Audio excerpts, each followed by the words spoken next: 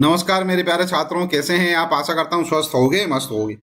मेरे प्यारे छात्रों, आज हम यहाँ पर क्लास 10th का जो मैथमेटिक्स है, ठीक है, उसकी एक्सरसाइज 10.2 का क्वेश्चन नंबर 5 सॉल्व करेंगे। क्या है question number 5? Prove that the perpendicular at the point of contact to the tangent to a circle passes through the centre. Correct है।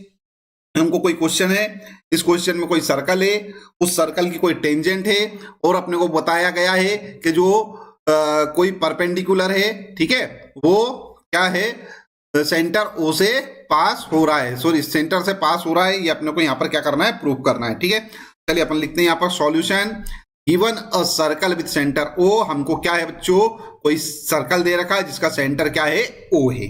करेक्ट है। उसके बाद हमारे पास A B is a tangent to a circle at point P. ठीक है, A B कोई हमारे पास टेंजेंट है जो कि पॉइंट पी पर से होकर गुजर रही है। और ये पॉइंट पी क्या है, ये सर्कल का क्या है, पॉइंट ऑफ कांटेक्ट। ठीक है, टेंजेंट और सर्कल का पॉइंट ऑफ कांटेक्ट क्या है, पी है। ठीक है, इतना अपने को गिवन है। और क्या गिवन है अपने को, X P perpendicular to A B. ठीक है, तो यहां पर बना लेते हैं अपन X P perpendicular to A B.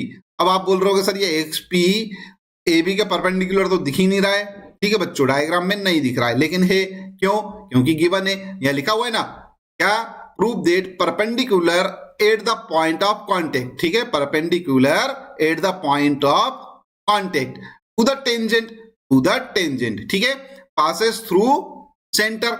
अपने को प्रूफ करना है, अभी ये सेंटर से पास नहीं हो रहा है, अपने को प्रूफ करना है कि सेंटर से जा रहा है, इसलिए मैंने इसको क्या करा, थोड़ा सा बाहर बना दिया। करेक्ट है। अच्छा बच्चों, इतना होने के बाद अपन क्या करते हैं, यहां पर लिख लेते हैं, अपने को प्रूफ करना है। क्या प्रूफ करना है, x P passes through the centre. Correct है। ठीक है, ये अपने को प्रूफ करना है। बच्चों, अपन O को P से ज्वाइन कर देते हैं। ठीक है, कंस्ट्रक्शन लिखेंगे, join O to P। Correct है, ये O को अपन ने P से ज्वाइन कर दिया। करेक्ट। अब O को अपन ने P से ज्वाइन कराया तो ये जो OP है ये क्या हो जाएगा भैया, ये हो जाएगा रेडियस। करेक्ट है। ए बी क्या है, टेंजेंट।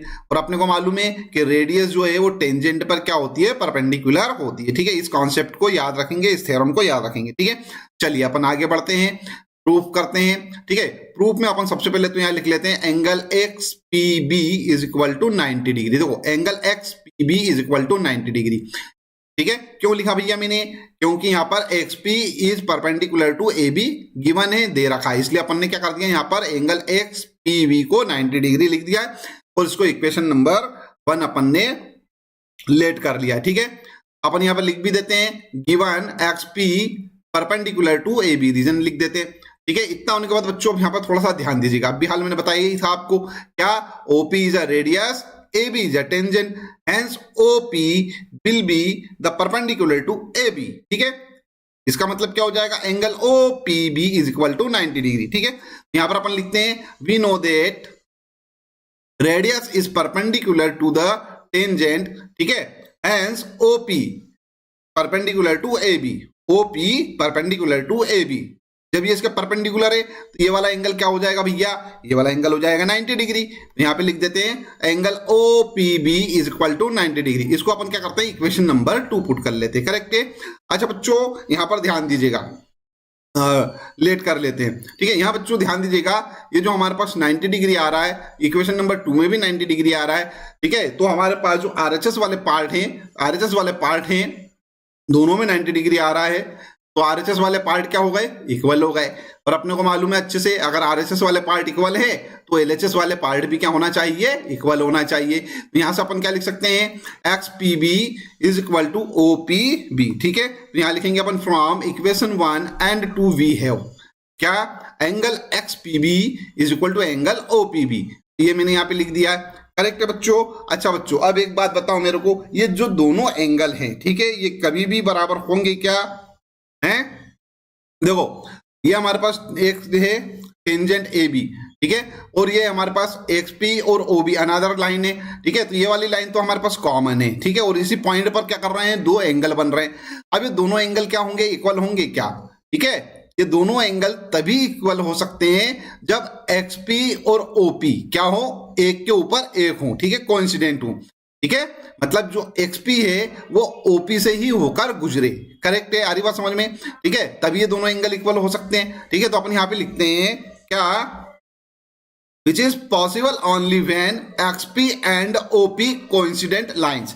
ठीक है, XP और OP जो है वो क्या है, कोइंसिडेंट होनी चाहिए, मतलब एक के ऊपर एक होनी चाहिए। ठीक है, अरे बात समझ में? ठीक है, जब ये एक के ऊपर एक है तो अपन क्या लिख सकते हैं कि XP जो है वो O से पास हो रहा है। क्यों? क्योंकि OP तो ऑलरेडी O से पास हो रहा है ना, तो XP भी क्या होना चाहिए, O से पास होना चाहिए। तो यहां पे लिख देते हैं अपन, therefore the perpendicular drawn at P passes through the centre O। ठीक है, और यही तो अपनों को क्या करना था बच्चों, प्रूव करना था। ठीक है, यहाँ पे लिख देते हैं अपन हैंस प्रूव्ड। ठीक है, आई होप आपको अच्छे से समझ में आ गया होगा। जब समझ में आ गया है तो इस वीडियो को लाइक कर दीजिए, चैनल सब्सक्राइब ना किया हो तो चैनल सब्सक्राइब कर लीजिए, साथ ही साथ में नोटिफिकेशन वाला जो बेल आइकन है उसको अवश्य ही प्रेस कर दीजिएगा। इस वीडियो को देखने के लिए धन्यवाद, थैंक यू वेरी मच। इस वीडियो को अपने फ्रेंड्स के साथ जरूर शेयर कीजिए जो क्लास 10th में स्टडी कर रहे हैं। ठीक है, और उनको भी इस चैनल को सब्सक्राइब करने के लिए बोलिएगा। ठीक है, एक बार फिर से आप लोगों का धन्यवाद।